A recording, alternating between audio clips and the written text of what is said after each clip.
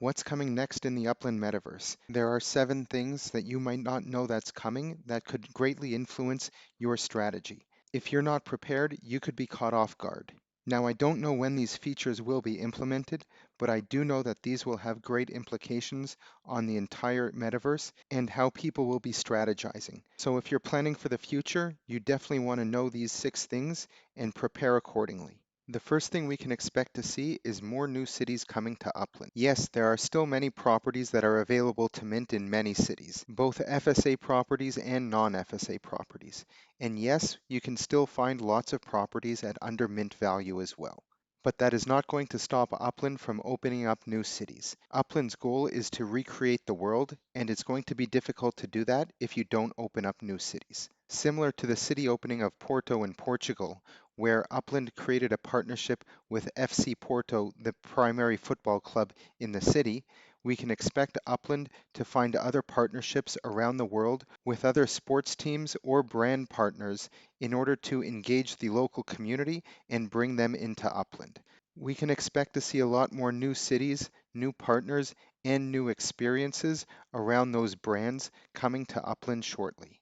If you're looking to become a real estate mogul in Upland, it's really important to keep in mind that there will always be new cities coming into the metaverse. As these new cities enter, there are also travel routes that are being created. You can currently travel between cities in Upland with planes, trains, buses, and even a hyperloop.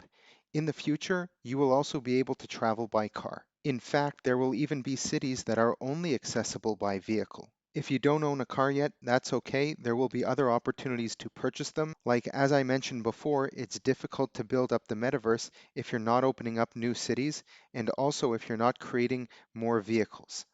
As the metaverse population grows, there will be more demand for vehicles and that will be met by more supply. It's important to note that you will have an odometer reading on your vehicle. It will depreciate over time with use. It's possible to even damage your car in car racing, and this is another reason why there will be more demand for vehicles. We can also see here statistics of the vehicle, and 2 important ones are cargo capacity and seats. As players need to travel around the metaverse between cities and even within the existing city, having a vehicle and being able to call an Uber or a taxi service will help you get where you're going faster. Not only will players need to get around, but also goods. We know that a piece of outdoor decor that is manufactured in a factory somehow needs to get to a showroom, and this is where vehicles will come into play. We can see here the cargo capacity will have some factor as to how many items can be transported from one location to another at the same time with this vehicle. It's not enough to have a factory and just be a manufacturer. You do have to think of the entire supply chain.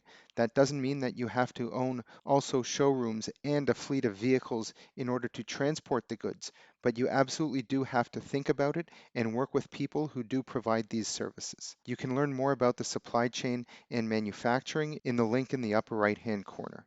Once you as the manufacturer transport your goods from your factory to your showroom, I would think it's also reasonable to expect that if a player purchases an item from a shop, whether it be a piece of outdoor decor or maybe even a block explorer or a legit, that you would require a vehicle in order to transport that from the shop to your home. In addition to vans, there are other types of vehicles as well that serve different purposes. So obviously a semi-trailer would lend better to transporting cargo, and a race car would be best for racing. And racing you can learn more about in the upper right-hand corner. Now on the topic of racing, if I go ahead and start a race, 2 things that you actually require in order to race is obviously a vehicle, and the second one being a block explorer. A block explorer will function as your driver for the car, and the combination of your car, the block explorer, and the track itself will be factors into whether you win the race or not. Similar to how the car has different attributes, we can also expect our block explorers to have different skilled attributes that can be trained and improved upon.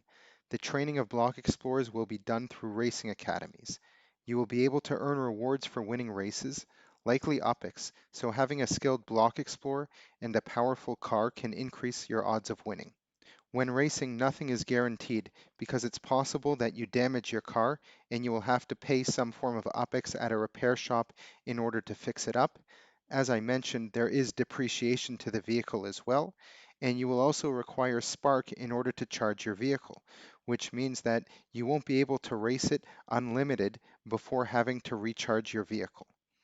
Block Explorer shops will be meta-ventures that you can buy and sell these trained block explorers to other players who might want to participate in the racing economy. Once block explorers have these attributes, it's not going to be enough to just look at the total number of mints and the circumstances around when the block explorer was issued. To learn more about all the different types of block explorers, there's a link in the description below to the Upland Guide Block Explorer directory, and you can learn how to navigate it in the link in the upper right hand corner. The fourth feature has to do with treasure hunting and specifically standard treasure hunts.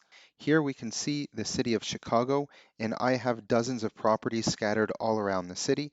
We can even see that I have a pretty big hole here, but one of the strategies is to have many properties scattered around the city so you can send yourself between them while doing treasure hunts. When you send yourself to your own property, you do not end up using a send. With this strategy, you will be able to complete more treasure hunts given the maximum number of sends that you have in a given day. When you go to do a treasure hunt, the very first one you do of the day is free, but after that you have to spend an additional fee in order to spawn the next treasure.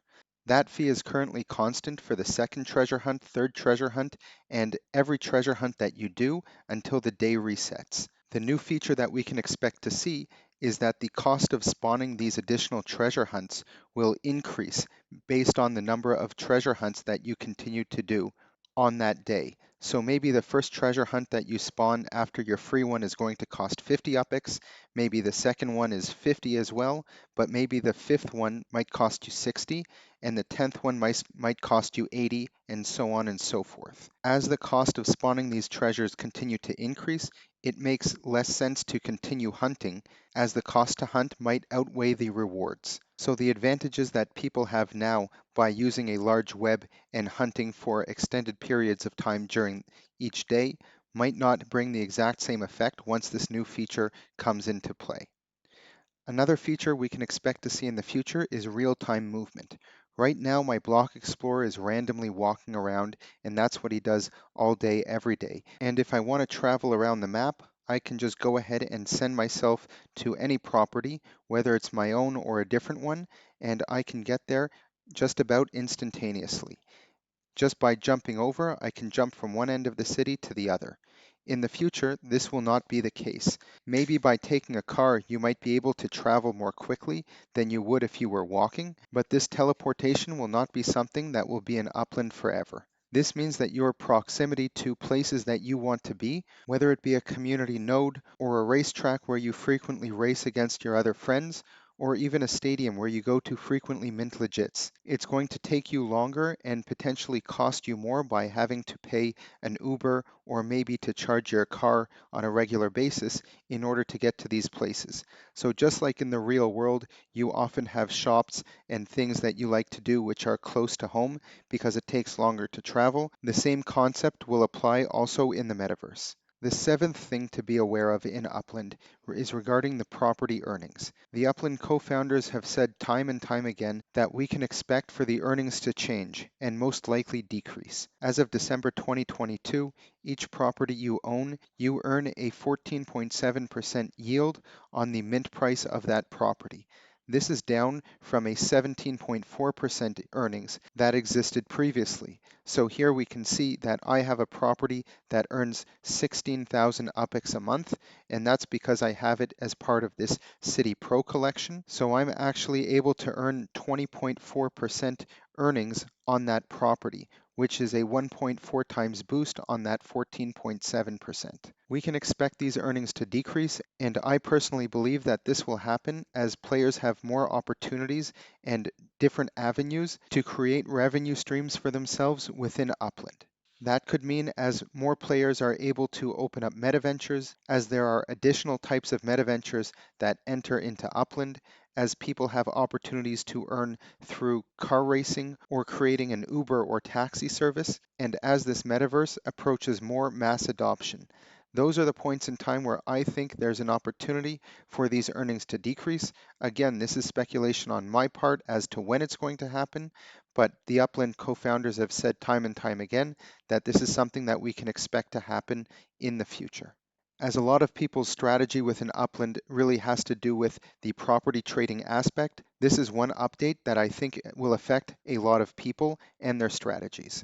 Now, before I mention what I think is going to be one of the biggest updates coming in Upland, if you haven't already subscribed to our channel, make sure to hit that subscribe button and follow us across all of our social media platforms, and you can find links in the description below. And lastly, the most important update that we can expect is Layer 2 integration, which is going to be done through dev shops. Players will have the opportunity to integrate other experiences, apps, games, or whatever outside platforms they'd like into Upland. This gives players an opportunity to utilize in-game assets in Layer 2 experiences. I can create my own pieces of outdoor decor and give them meaning in a game that I create, or I can use existing block explorers or any other assets in Upland and provide additional value to the holders that own those items. You can learn more about Layer 2 and what this means in the link in the upper right hand corner. If you want to learn more about Upland, we've got links in the description below, and continue watching some of these videos down below.